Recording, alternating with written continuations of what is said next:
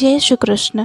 श्रीमद् भगवत गीता अध्याय 12 श्लोक 10। अभ्यासेप्य समर्थोऽसि मत्कर्मा परमो भव मदर्थमपि कर्माणि कुर्वन् सिद्धिमवाप्स्यसि। इस श्लोक में भगवान अर्जुन से कहते हैं, यदि तुम भक्ति योग के विधि विधानों का भी अभ्यास नहीं कर सकते तो मेरे लिए कर्म करने का प्रयत्न करो, क्योंकि मेरे लिए कर्म करने से तुम पूर्ण अवस्था को प्राप्त होगे। अर्थात यदि कोई गुरु के निर्देशानुसार भक्ति योग के विधि विधानों का अभ्यास भी नहीं कर पाता तो भी परमेश्वर के लिए कर्म करके उसे पूर्णावस्था प्रदान कराई जा सकती है।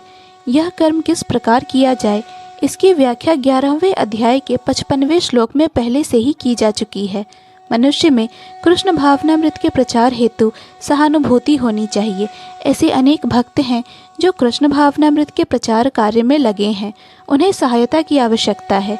अतः भले ही कोई भक्ति योग के विधि विधानों का प्रत्यक्ष रूप से अभ्यास न कर सके, उसे ऐसे कार्य में सहायता देने का प्रयत्न करना चाहिए।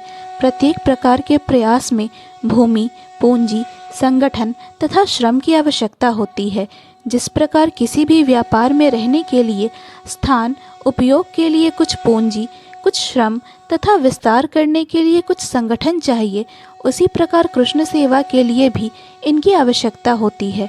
अंतर केवल इतना ही होता है कि भौतिकवाद में मनुष्य इंद्रिय तृप्ति के लिए सारा कार्य करता है, लेकिन यही कार्य कृष्ण की तुष्टि के लिए किया जा सकता है। यही दिव्य कार्य है। यदि किसी के पास पर्याप्त धन है तो वह कृष्ण भावनामृत के प्रचार के लिए कोई कार्यालय अथवा मंदिर निर्मित करने में सहायता कर सकता है, अथवा वह प्रकाशन में सहायता पहुंचा सकता है। कर्म के विविध क्षेत्र हैं और मनुष्य को ऐसे कर्मों में रुचि लेनी चाहिए। यदि कोई अपने कर्मों के फल को नहीं त्याग सकता तो कम से कम उसका कुछ प्रतिशत कृष्ण भावनामृत के प्रचार में तो लगा ही सकता है। इस प्रकार कृष्ण भावनामृत की दिशा में स्वेच्छा से सेवा करने से व्यक्ति भगवत प्रेम की उच्चतर अवस्था को प्राप्त हो सकेगा, जहां उसे पूर्णता प्राप्त हो सकेगी। जय श्री कृष्ण। पूर्ण भगवत गीता के श्लोकों को सुनने और समझने के लिए कृपया इस चैनल को सब्सक्राइब करें। वीडियो पसंद आया हो तो लाइक और शेयर करें।